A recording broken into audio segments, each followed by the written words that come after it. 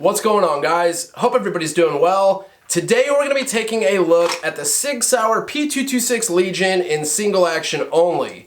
Now before we jump into this 226 Legion, today's video is brought to you by Sportsman's Guide.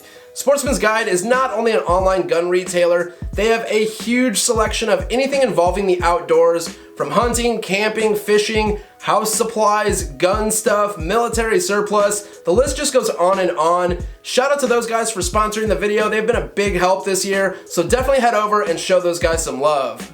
Now the P226 Legion. This is a gun that I've been wanting to get my hands on for quite some time, and so far I'm pretty happy that I did. Now there are a few things about the Legion series that, I'm not the biggest fan of, I guess you could say, and we will be getting into that later in the video, but we're going to be doing a rundown, a first impressions video on this gun, and talking a little bit more about some of the things going on here on the channel.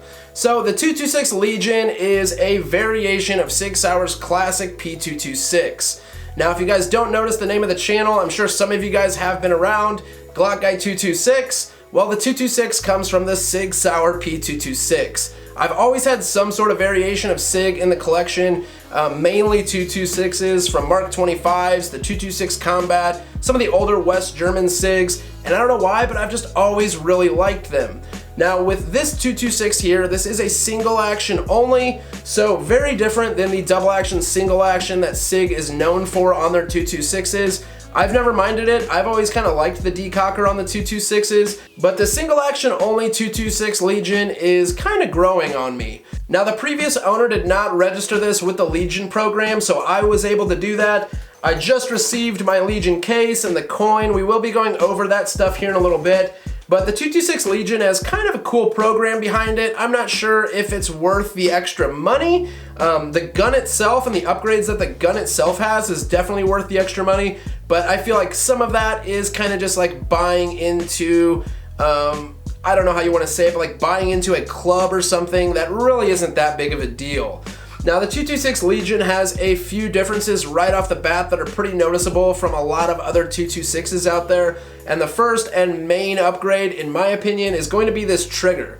Now this is Sig Sauer's flat face trigger. It does have the short reset package, and out at the range, live fire, this thing is amazing. Now let me see if I can show you guys the reset on this trigger. Here is our take up. So there is a little bit of take up. It is a little spongy compared to some of my other triggers, but once you get to that wall, the break, and then the reset, this thing is amazing. So a little bit of take up. We are at our wall. Very, very clean and crisp break, and the reset is really what is so impressive. And I mean, it is so minimal, you may not even notice it.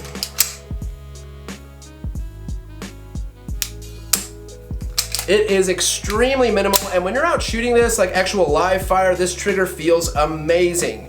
Now I do like the fact that it is a flat face trigger, but it does have a little bit of a forward cant to it. It's just a really, really comfortable trigger in this gun. Now moving on from there, a few other things that really stood out to me personally, a few reasons why I decided to go with the Legion compared to a Mark 25. I really do like that SIG incorporated some front serrations on this gun. The night sights that SIG went with on this gun are pretty nice. It has a very, very bright green front sight. Easy to pick up on, even if it is the middle of the day and the sun is shining, you can pick up on that front sight relatively easy. A few other things they did on the Legion series of guns. There's some nice checkering on this front strap as well as the trigger guard, and then SIG did a slight trigger guard undercut, and you really wouldn't be able to tell unless you had another SIG 226 here to compare it to, but this thing feels really, really good in the hand. Now SIG also incorporated these G10 grips with the little Legion logo on them, as well as the Legion symbol being engraved on the slide. Just a few slight, kind of minor details, but altogether it really does make for a pretty sweet package. Another thing with the Legion series of SIGs that is definitely going to stand out amongst the other SIGs is that tungsten gray Seracote. Now I'm not really sure if this is any sort of, special coat. I know some guns out there have special coatings on them. I'm not sure if this is just some regular Seracote or what it is, but so far the finish seems to be holding up pretty good. I just ordered this T-Rex Arms holster for this P226 with an X300.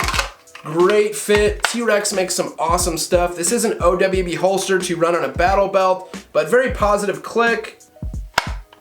And the gun's not going anywhere, but I have been running this gun, you know, dry fire practice a lot, and the holster does not seem to be putting any wear on the gun so far, but that's something we'll know a little more about further down the road. Now let's take a look at what this gun actually comes with. What are you getting for your $1,300 or $1,400 if you were to buy this gun brand new? And you are gonna get this plastic Sig case right here, and when I picked the gun up, I was like, why doesn't it have the Legion case? I didn't know that you buy the gun, then you go online and register it with Sig, and then they send you the Legion stuff. So when you buy a Legion, do not be surprised when it comes in a normal Sig Sauer plastic case. And the gun comes with that case, you know, the paperwork that comes with it, and then two 15-round magazines, and these are the USA-made Sig Mags 15 rounders. I didn't have any issues out of them the other day. I ran, 150 rounds, so 5 mags out of this and 5 mags out of the other magazine. I did not have any issues, but I did go ahead and order some Mech-Gar 18-round magazines. Personally, from my experience, I really like the Mech-Gar mags compared to these USA-made Sig mags.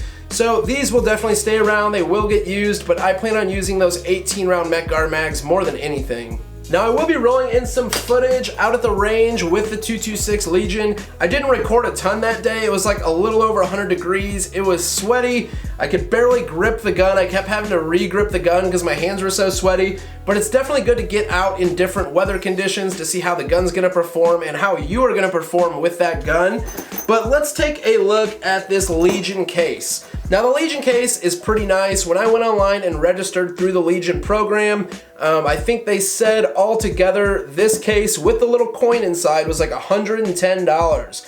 Now you don't have to pay for that, of course, if you are a Legion member that is registering your Legion, but I personally think it's a little crazy that this case and the coin are valued over $100. Like I said, I think the Legion thing's cool, and I think they did make some pretty cool upgrades to the gun compared to some of the earlier model 226s, but I think they just made such a big deal out of this Legion, you know, membership or whatever they want to call it, and I don't know, I just feel like it's something that it's not. It is cool, you can be a part of it, I guess, but I don't think it's really worth all of the extra money that they're trying to charge for some of this Legion stuff. Now, on the inside, it's nothing fancy.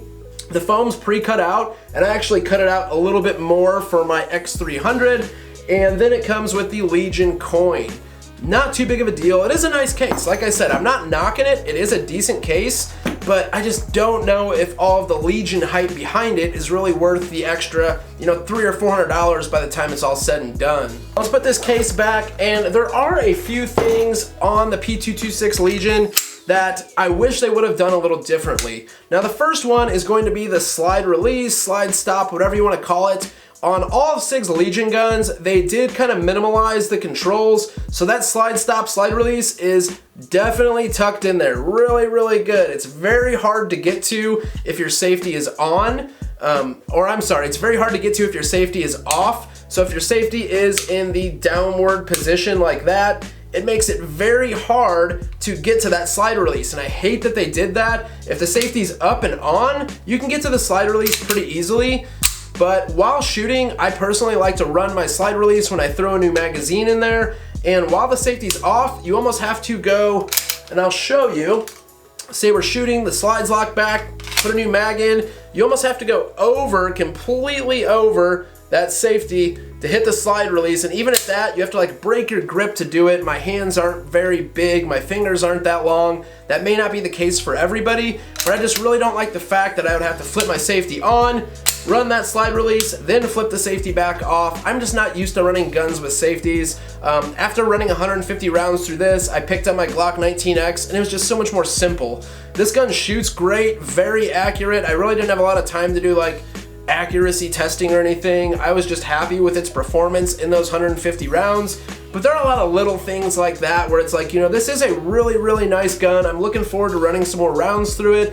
But as far as like a defensive gun, I think it's great to keep things simple. Now, I do not have the biggest issue with safeties, and this gun here does have a 1911 style ambi safety on both sides. It feels great. It's very easy to operate, positive clicks. I just wish they would have done something about that slide stop slide release. Now I know Sig thought that was like a big improvement, but personally, I don't think it is. Now I know a lot of guys out there are gonna say, you're supposed to run your slide, don't use the slide release. Well, personally, I've gotten used to running that slide release, and it's just something I like to do. Now, it probably would be better if I were to get used to, running my slide like so, but I don't know, that's something we'll have to figure out down the road.